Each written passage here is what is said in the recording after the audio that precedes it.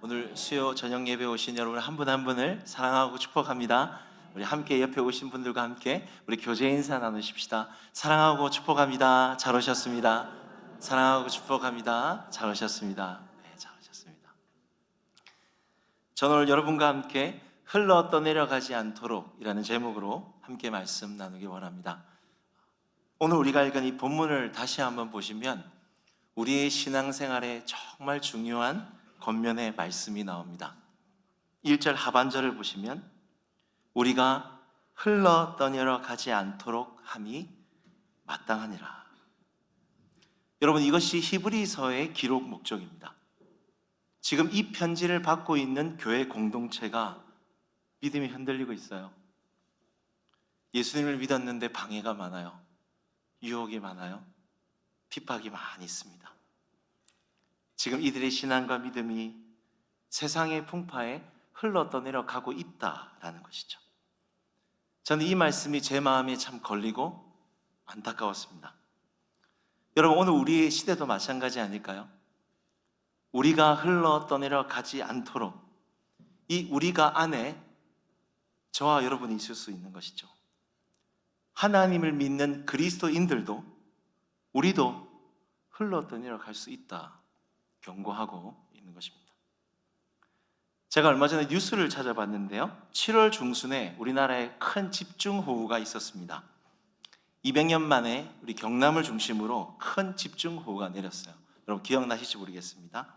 이때 이 집중호우를 통하여서 이 농가와 또 주택, 집, 건물들이 침수되고 20명 가까이 되는 사람들이 목숨을 잃었습니다.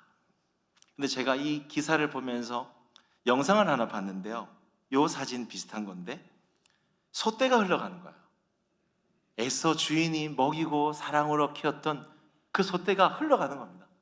주인의 애타게 막 불러요. 그런데 그 소떼가 울면서 그렇게 흘러 떠내려가고 있었습니다. 주인의 마음이 얼마나 아플까, 안타까움이 생겼습니다. 여러분, 오늘 본문에 흘러 떠내려간다는 말씀이 이런 의미입니다.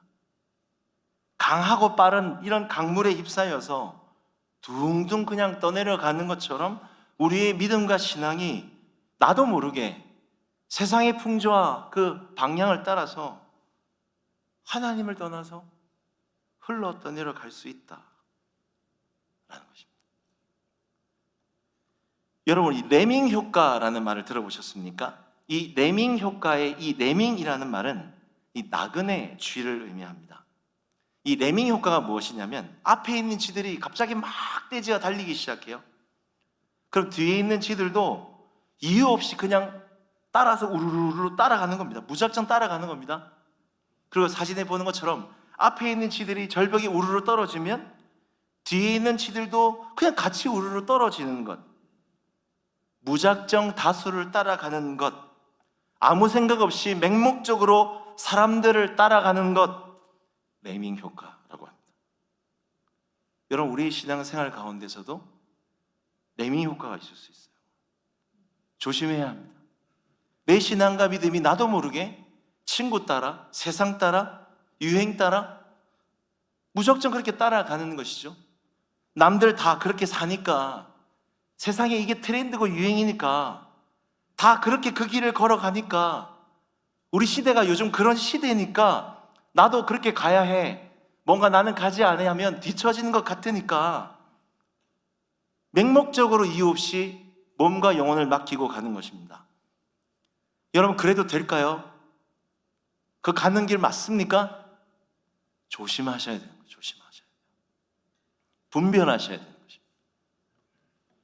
로마서 12장 2절에 이런 구절이 있습니다. 제가 읽어드리겠습니다.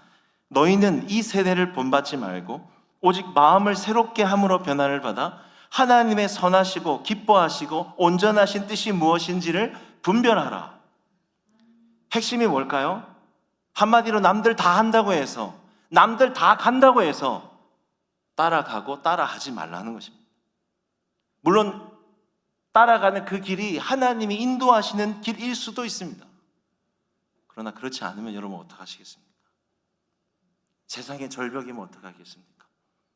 죄의 멸망의 길이면 어떡하겠습니까? 같이 떨어질 수 있고 신앙 잃어버릴 수 있는 것이죠.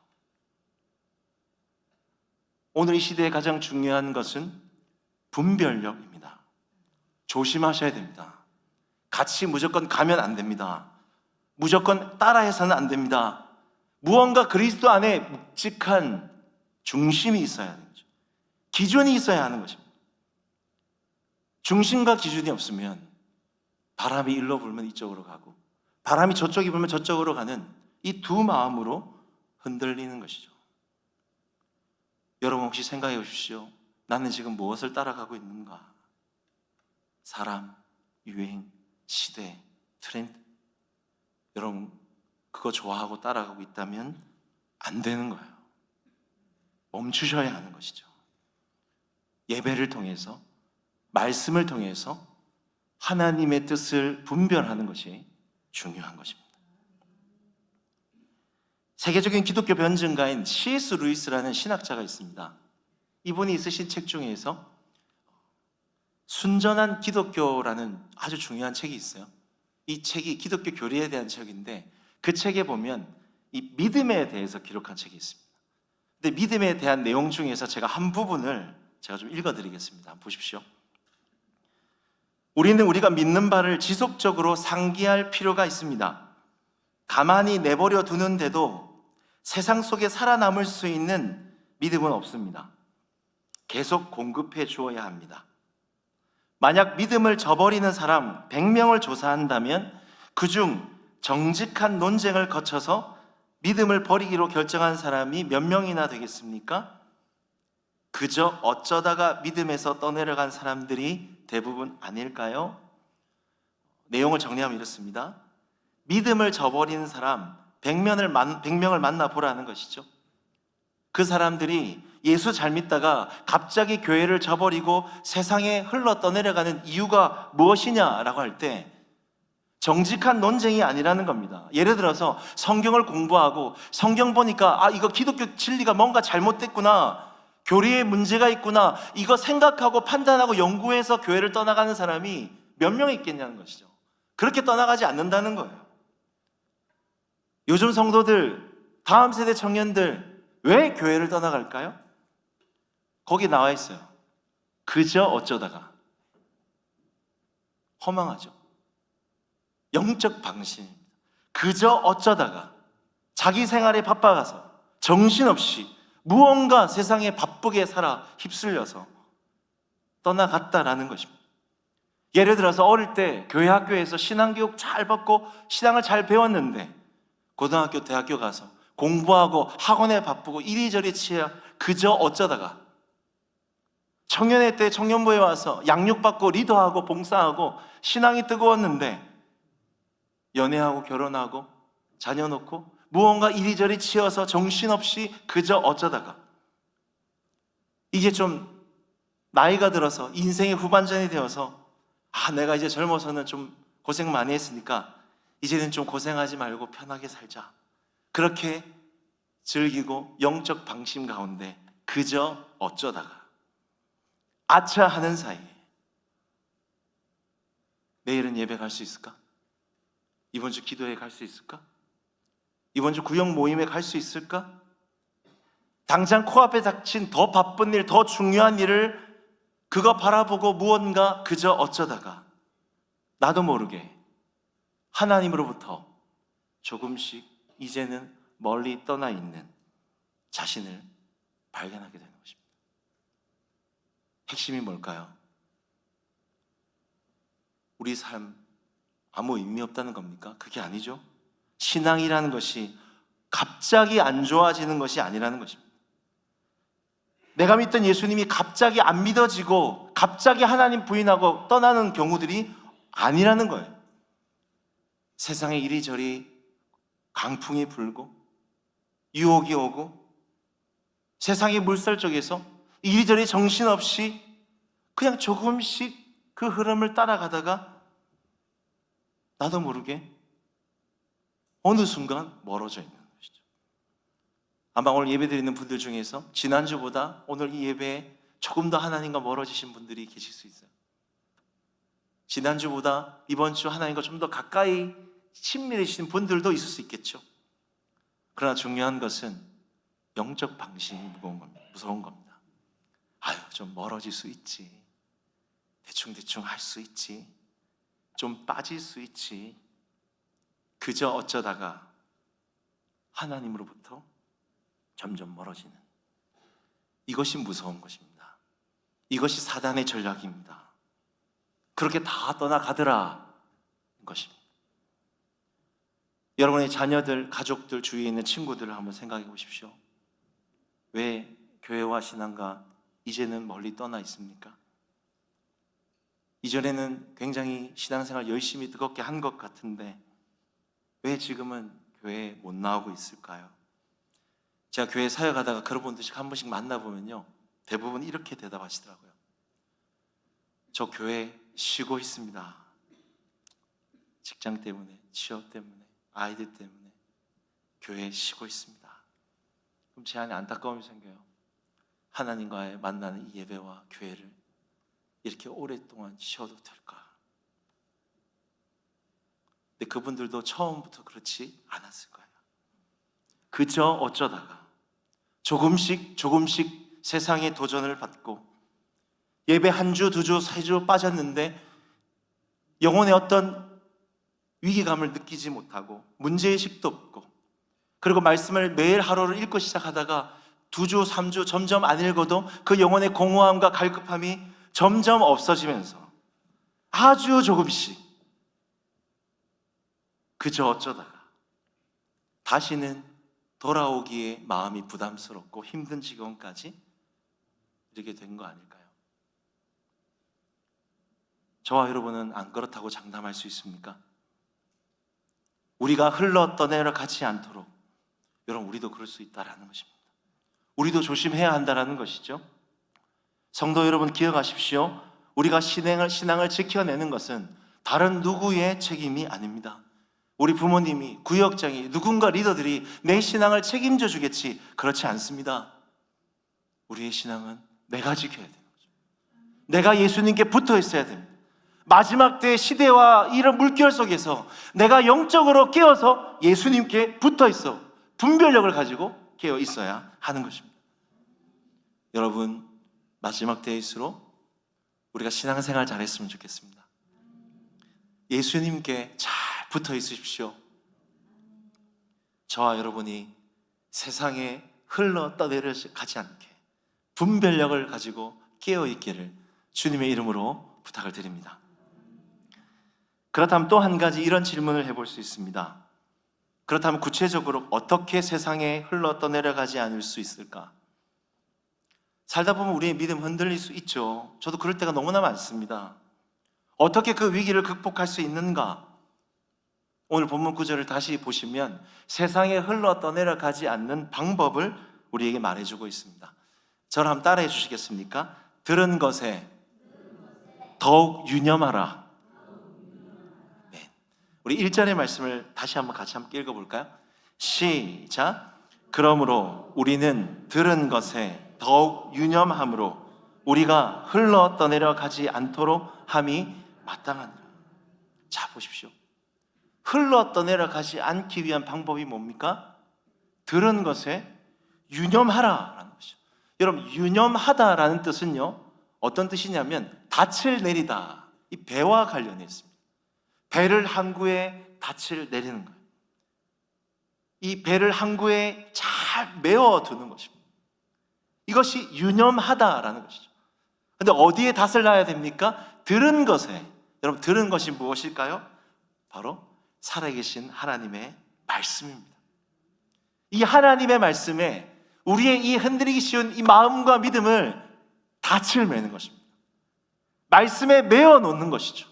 말씀의 끈을 놓지 말아라, 성경은 말하고 있는 것입니다. 그럴 때 말씀이 나를 지켜주는 것이죠. 이 말씀이 세상을 저항할 수 있는 힘을 주시는 것입니다. 네 믿음, 네 마음 지킬 수 있다. 절대로 흘러 떠내려가지 않게 한다. 성경은 말하고 있는 것입니다. 여러분, 그래서 우리의 신앙생활에 하나님의 말씀을 듣는 것이 너무나 중요한 것입니다. 우리 로마서 10장 17절의 말씀을 우리 같이 함께 한번 읽어봤으면 좋겠습니다. 시작. 그러므로 믿음은 들음에서 나며 들음은 그리스도의 말씀으로 말미암느니라. 자, 그대로 띄우십시오. 우리 안에 이 믿음이 어떻게 생겨나느냐? 성경은 말하는 것이죠. 하나님의 말씀을 들을 때 생겨난다라는 것입니다. 여러분 자세히 보십시오. 믿음은 봉사에서 나며 맞습니까? 아니에요. 봉사는 믿음을 돈독해 할 수는 있지만 생겨나게 못합니다. 믿음은 교제에서 나며 맞습니까? 아닙니다. 교제는 믿음을 격려하고 그렇게 위로할 수는 있겠지만 생겨나게는 못하는 거예요. 성경은 하나님의 말씀을 들을 때 여러분 하나님이 크게 보이기 시작합니다. 능력의 하나님이 내 안에 들어오시는 거예요. 세상을 저항할 수 있는 기준과 묵직한 중심이 우리 안에 생겨나는 것입니다. 그래서 자꾸 매일 말씀을 읽고 묵상하고 쓰고 중요하는 것입니다. 말씀이 여러분들을 지켜주는 겁니다. 세상 풍파가 가득한 하루 일상을 시작할 때 맨손으로 전쟁터 나가시면 안 돼요. 묵상한 말씀을 가지고 이 말씀을 가지고 나아가야 이겨낼 수 있는 것입니다. 세상을 이길 힘이 생기는 것이죠. 여러분 하나님의 말씀을 자주 들으십시오. 하나님의 말씀을 자주 쓰십시오. 말씀을 자주 묵상하십시오. 믿음과 마음에 이 말씀을 닷을 놓아야 하는 것이죠. 그리스도인은 세상에 흘러 떠내려가는 사람이 아닙니다. 오히려 말씀을 가지고 세상을 거슬러 올라가는 사람이 그리스도인인 것입니다. 말씀이 세상을 이기게 하는 것이죠. 우리 옆에 분에게 한번 선포해 주십시오. 말씀이 세상을 이깁니다. 아멘. 제가 과거에 사역했던 교회에서 개그맨 조혜련 집사님이 간증을 오신 적이 있었습니다. 우리 상주서문교회도 교회 왔죠. 네, 제가 봤는데 여러분 간증을 한번 들어보신 분들은 잘 알 겁니다. 제가 은혜 받았던 부분이 무엇이었냐면 이 조혜련 집사님 어머님께서 예수님을 안 믿다가 이제 전도로 믿게 되셨어요. 근데 믿은 지 얼마 안 됐는데 성경을 통독을 20독 이상을 하셨다. 야, 정말 대단하시다라는 생각이 들었어요. 그런데 이 늘 우상을 섬겼던 분이 이제 예수님 믿고 성경 읽고 이렇게 하니까 여러분 사단이 가만히 두겠습니까? 늘 어둠 가운데 우상을 섬겼던 분이 이제 빛 가운데로 말씀 읽고 나아가니까 사단이 계속 공격하는 것이죠. 건강으로 공격하고 이리저리 사건 사고로 이 시험과 고난을 막 주는 거예요. 쉽지 않죠? 영적인 분들은 다 아실 거예요. 그러니까 조혜련 집사님이 이 고민이 되는 겁니다. 우리 엄마가 저 공격과 시험에 혹시 믿음을 저버리지 않을까? 교회 안 나가면 어떨까? 걱정이 되는 거예요. 그래서 엄마한테 얘기하는 거죠. 엄마 괜찮아? 신앙생활하기 힘들지 않아? 그렇게 물어보니까 어머님이 이렇게 얘기하는 거죠. 혜련아, 예수님 믿으면 고난도 받게 되어 있어. 성경에 그렇게 나와 있어. 이렇게 얘기하는 겁니다. 대단하지 않습니까? 예수 믿으면 성경에 그렇게 나와 있어. 예수 믿으면 고난도 받게 되어 있어. 이렇게 말하는 것이죠. 여러분 놀랍지 않습니까? 우리가 보통 고난이 오고 어려움이 올 때 어떻게 합니까? 예수 믿는데 왜 고난이 오지? 왜 이렇게 힘들지? 예수 믿는 거 별거 아니구나. 투덜투덜 불평하고 원망하고 좌절하는데 성경을 처음부터 끝까지 이 성경을 읽다 보니까 중심이 있는 겁니다. 시험이 오면 예수 믿는 사람은 고난도 겪게 이길 수 있구나. 고난도 오는구나. 말씀이 알려주는 겁니다. 중심을 가지고 그 세상의 물결들을 이겨낼 수 있는 것이죠. 중심이 흔들리지 않는 거예요. 그러나 반대의 경우로 여러분 신앙생활을 아무리 오래 해도 하나님의 말씀을 모르고 이 성경을 읽지 않으면 어떻게 될까요? 조금 어려움 생기면 툭 하면 상처받고 툭 하면 뭐라고 하고 툭 하면 비난하고 툭 하면 누구나 교회를 판단하고 그렇게 신앙이 그냥 바람 부는 대로 둥둥 떠내려 가는 것입니다. 성숙하지 못하는 거예요. 요한일서 2장 13절에 보시면 교회를 세워가는 이 성숙한 영적 아비가 누구인지를 이렇게 말하고 있습니다. 같이 함께 읽어볼까요? 시작. 아비들아, 내가 너희에게 쓰는 것은 너희가 태초부터 계신 이를 알았으며. 자, 대단하지 않습니까? 교회를 세우고 교회를 이끌어가는 중심이 되는 이 성숙한 영적 아비의 특징이 무엇일까요? 태초부터 계신 이를 알았다. 그냥 하나님을 알았다가 아닙니다. 그냥 신앙의 경험으로 하나님을 알았다. 목사님 들은 말씀으로 하나님을 알았다가 아닙니다. 창세기부터 시작되어지는 태초부터 계신 하나님을 알았다. 요한계시록까지 영원하신 하나님을 알았다. 성경 전체의 그 하나님을 읽고 알아가고 자라나고 있는 것입니다. 이 성경 속에 있는 크신 하나님을 알고 그 지혜를 가지고 교회의 문제들을 보고 다음 세대를 위로하고 건면하는 성숙함이 있는 것입니다. 이 사람들이 영적 아비가 되는 것입니다. 여러분들은 성숙한 영적 아비 어미 되십니까? 여러분은 말씀에 자라나고 있습니까? 여러분, 우리가 태초부터 계신 하나님을 알기를 원합니다. 말씀을 읽고 말씀이 우리의 중심이 되어지기를 원합니다. 하나님을, 크신 하나님을 우리가 알고 우리에게 주어지는 교회 안팎의 문제 속에서도 오히려 연약한 영혼들을 격려하고 다음 세대를 위로하고 그렇게 교회를 든든히 세워갈 수 있는 성숙한 영적 아비와 어미가 되어지시기를 주님의 이름으로 부탁을 드립니다. 아멘. 말씀을 맺겠습니다. 히브리서 10장 24절 25절을 함께 읽을 텐데요, 이 구절은 마지막 때에 개인과 교회를 무너뜨리는 이 세상의 물결, 이 나쁜 습관의 하나가 나와요. 우리 히브리서 10장 24절 25절을 우리 같이 함께 한번 읽어보겠습니다. 시작. 서로를 돌아보아 사랑과 선행을 격려하며 모이기를 패하는 어떤 사람들의 습관과 같이 하지 말고 오직 권하여 그날이 가까움을 볼수록 더욱 그리하자. 그대로 띄워주십시오. 여러분, 이 구절의 25절을 한번 보시면 주님 가까워오는 이 마지막 때에 교회가 세상의 도전을 받는 나쁜 습관이 나와요. 나쁜 습관이 뭘까요? 왜 아무도 대답 안 하시죠? 모이기를 싫어하는 습관입니다. 모이기를 싫어하는 습관. 공감이 되시죠? 코로나 이후에 우리가 더 모이기가 쉽지 않습니다. 내일, 내 삶, 내 가정, 내 미래의 일들이 너무 바빠요. 자꾸 모입시다라고 얘기하면 주위에서 말해요. 너 왜 이렇게 교회 자주 가냐? 주일에 한 번만 가면 되지. 왜 기도회 꼭 모여야 되냐? 왜 구역 예배 이거 꼭 모이고 왜 해야 하나? 모이기가 힘든 시대를 우리가 살아가고 있습니다. 그래서 요즘에 교회에 안 나가 이렇게 해서 가난한 성도들이 많이 늘어나고 있고요. 요즘에 마지막 때 또 신조어가 또 나왔어요. 뭐가 나냐면 플로팅 성도. 이 플로팅이라는 말은 뭐냐면 둥둥 떠다닌다는 것입니다. 정착하지 못하고 뿌리 내리지 못하고. 이분들의 특징은 담임 목사님이 한 3, 4명, 5명 있어요. 영상을 들으면서 이분도 내 목사님, 이분도 목사님. 둥둥 떠다니는 것이죠. 건강하지 않는 것입니다. 신앙이 자라나질 못하는 것이죠. 그런 시대를 우리가 살아가고 있는 것이죠. 자, 그런데 아까 구절을 다시 띄워주시겠습니까? 자, 반대로 여러분 한번 생각해 보십시오. 모이는 것이 그 습관이 되어야 된다는 것을 이야기하고 있어요. 여러분, 왜 모이는 것이 중요할까요? 왜 교회는 모여야 합니까? 성경 구절 아래 나와 있는 것이죠. 24절, 25절 말하는 겁니다.